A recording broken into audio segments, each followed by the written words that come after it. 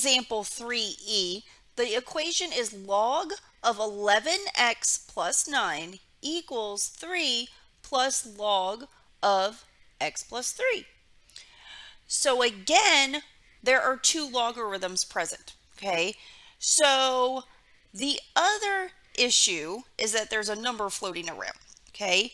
So what we like, or what we know how to solve so far, is a situation where we have a single logarithm equal to a number, okay?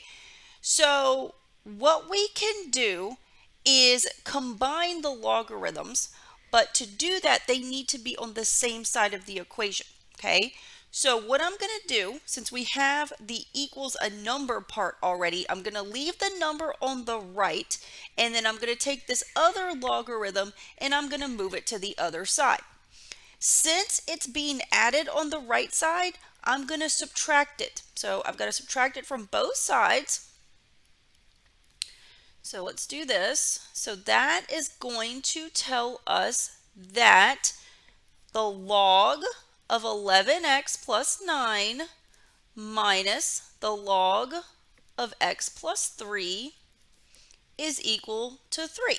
Okay, so we're getting closer to what we want. Okay, on the right side we have just a number. Okay, on the left side we still have two logarithms, but they are both base 10 and we're subtracting them, so we're going to be able to combine them.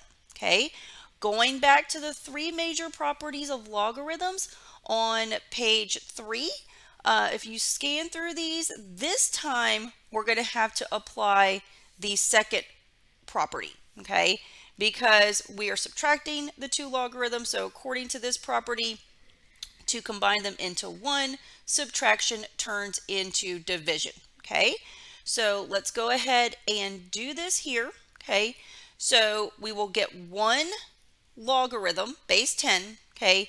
The numerator is going to be the first quantity, okay? So it's going to be the logarithm of 11x plus 9, and then the other quantity that we're taking the log of will be the denominator, okay? The order matters. It's always the quantity attached to the first logarithm will go in the numerator, and then the quantity attached to the second logarithm will go in the denominator, okay?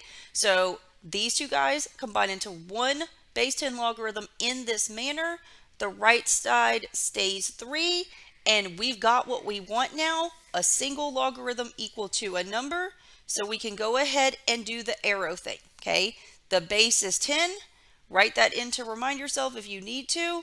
So if I take 10 and raise it to the third power, I'm going to get this fraction. Okay, so 10 cubed is equal to 11x plus 9 over x plus 3. Okay, so this is what we need to solve for x. Okay, all right, so 10 cubed, okay, 10 cubed is 10 times 10 times 10. So that is going to be 1,000. Okay, so I'm going to come over here and continue. So 1,000 is equal to 11x plus 9 over x plus 3. Okay, logarithm is gone. Okay, but I've got this fraction. Okay, so you can get rid of the fraction by multiplying. Okay, you see that we have the x plus 3 in the denominator. We can get rid of it by multiplying both sides by x plus 3. Okay, because if you do it on this right side, you'll have an x plus 3 in the top and 1 in the bottom, and they'll cancel. So that's the way we're going to approach this. If you multiply the right side by x plus 3, you have to do it to the left side. Whatever you do to one side, you have to do to the other. Okay, so if we go ahead and simplify this, like I said, doing this on the right side, you'll have an x plus 3 in the bottom. It cancels with 1 in the top. That means that the right side just becomes 11x plus 9. On the left side, you're multiplying 1,000 by this entire quantity x plus 3, so you've got to make sure that you have parentheses here and that you distribute. So it's going to be 1,000x plus 3,000. Okay, so this is going to be 1,000x plus 3,000. Okay, so at this point, we have a linear equation, meaning the highest power of x in the whole thing is 1. So all we need to do is get x by itself on one side. Okay, put the numbers on the other side. Okay, so when I look at this, I see an x here, an x here. So I'm going to move the 11x over. I'm going to subtract it from both sides. That is going to tell me, if I do 1000x minus 11x, that's going to be 989x plus 3000 is equal to 9. I want to get all the numbers on the right side, so I'm going to subtract 3000 from both sides. Okay, that is going to bring me, we'll go up here, we'll get 989x is equal to, if you do 9 minus 3000, that's going to be negative 2,991. Okay, divide both sides by 989. So the answer here is going to be negative 2,991 divided by 989. Okay, that's the exact answer, or the potential solution, I should say. Let's go ahead and look at the decimal approximation. Negative 2,991 divided by 989.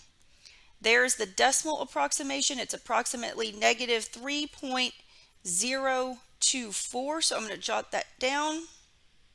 Oops. So negative 3.024.